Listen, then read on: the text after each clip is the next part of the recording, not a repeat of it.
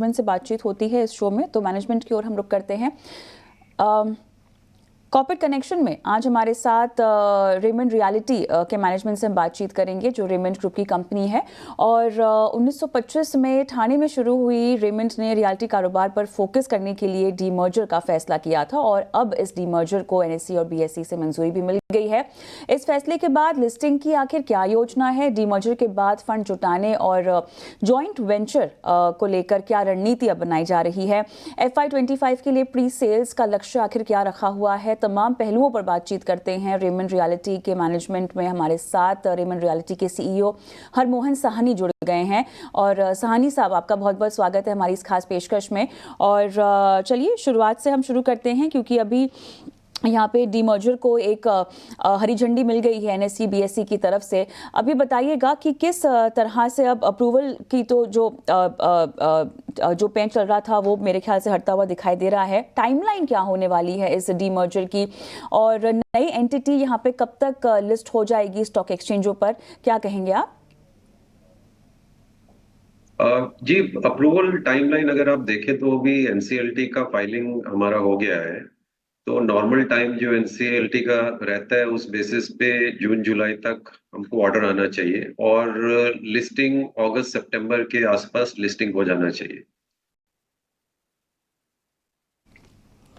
ये बताइएगा सानी साहब कि यहाँ पर किस तरह से valuation sum of the parts SOTP की अगर हम बात करें, पोस्ट डीमर्जर यहाँ पर इसकी रूपरेखा बैठती हुई दिखाई देगी आपको। क्या हम ऐसे कह सकते हैं कि जो नई एंटिटी है उसकी ओवरऑल मार्केट वैल्यू को लेकर पूरे रेमंड ग्रुप से अगर कंपेयर करने की बात करें तो कहाँ पर उसकी मार्केट वैल्यू बैठेगी?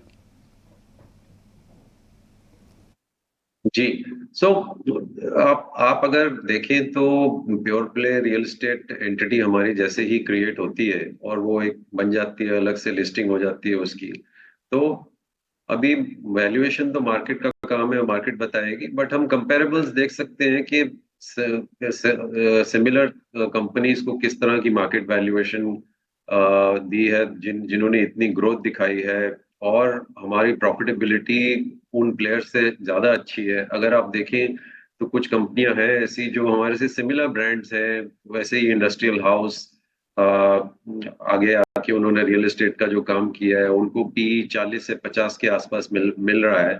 तो हमारा हमारा हमारा अंदाजा है कि हमको भी अच्छा एक प्राइस टू अर्निंग मिलना चाहिए उस बेसिस पे, क्योंकि हमारे मार्जिन जो है 25-20% के ऊपर ही हमने प्रॉमिस किए हैं। आज की डेट में हम अब 20 से 25 के बीच में हमारे मार्जिन चल रहे हैं। हमारी तरह की जो कंपनीज हैं, अगर आप देखें कंपेरेबल, तो 15 से 16% ही मार्जिन उन लोगों का है। तो हमारे मार्जिन भी अच्छे हैं, ग्रोथ रेट अच्छा है। जो काम हमने 5 साल में किया है, बहुत से हमारे पियर्स ने 20-20 साल लगाए हैं उतना ग्रोथ रेट या उतना लेट्स से साइज बनाने में। तो वैल्यूएशन तो अभी मार्केट का काम है, बट हमारे अंदाजे से अच्छा ही मिलना चाहिए। ये बताइएगा कि कैपिटल एलोकेशन स्ट्रैटेजी डीमर्जर के बाद किस तरह से इवॉल्व करती हुई आपको दिखाई दे रही है। जब पहले आपसे बातचीत हुई थी तो कहा गया था कि यहाँ पे शायद फ्रेश इन्वेस्टर्स को अट्रैक्ट करने की ज़रूरत पड़े, और साथ ही स्ट्रैटेजिक पार्टनर्स की भी ज़रूरत पड़े रेमंड रियल्टी को। इसको लेकर प्लान्स कहाँ तक पहुँचे हैं? फंड रेजिंग या पोटेंशियल पार्टनरशिप्स को लेकर क्या योजना या रणनीति बनाई जा रही है, सानी साहब? जी, आज अगर आप हमारी बैलेंस शीट देखेंगे तो उसमें काफी कैश बैलेंस आज की डेट में ही है। हालांकि हमने इतनी एग्रेसिव एक्सपेंशन करी है, उसके बाद भी हमारे पास काफी स्टेडी और सिग्निफिकेंट कैश फ्लो है।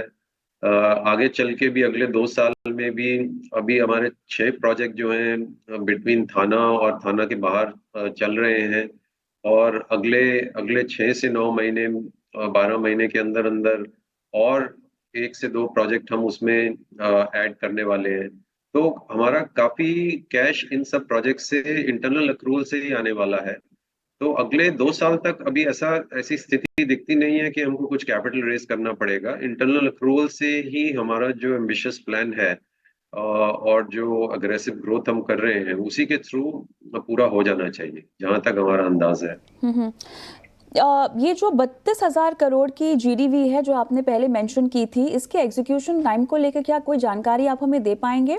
और इसका कोई ब्रेकअप भी, क्योंकि कितना यहाँ पर हम आगे जीडीएस या जीवीएस के जरिए आगे जाता हुआ देखेंगे, क्या कोई डेवलपमेंट्स इस लिहाज से हमें देखने को मिलेंगे? जी जी। ये 32,000 करोड़ जो है हमारा जीडीपी, उसमें से 25,000 करोड़ हमारा थाना में से है, जो हमारी खुद की जमीन है।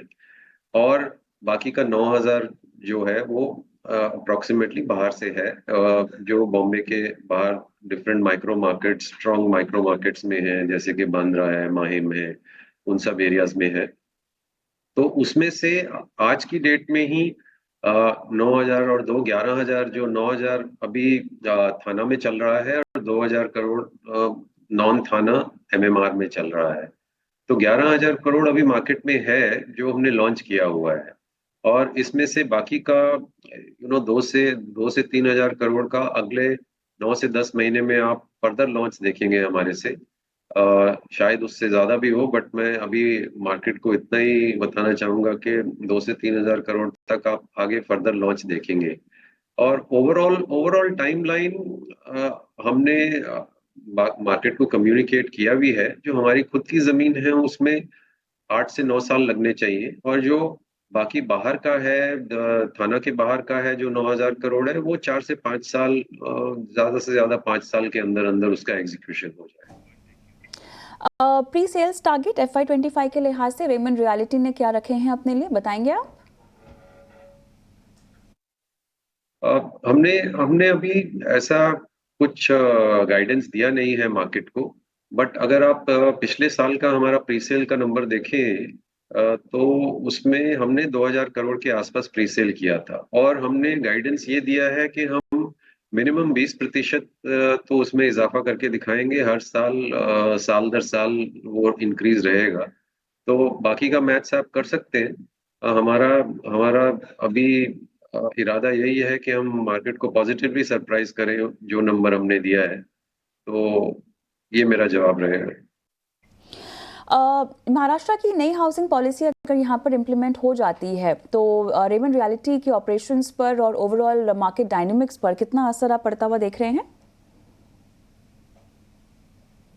देखिए, वो तो हाउसिंग पॉलिसी के ऊपर डिपेंड करता है कि क्या उस हाउसिंग पॉलिसी में है क्या, और वो किस समाज के किस वर्ग के लिए, किस दर्जे के लिए वो टारगेटेड है। इसका जवाब देना तो नेक्स्ट टू इम्पॉसिबल है जब तक कि पॉलिसी सामने ना हो और हमको मालूम ना हो उसकी डिटेल्स क्या है। मे बी अगर हम उसकी इंतजार करें पॉलिसी की, उसके बाद मैं ये जवाब देना चाहूंगा। चलिए सानी साहब, बहुत अच्छा लगा आपसे बातचीत करके, आपने समय निकाला, तमाम सवालों के जवाब दिए।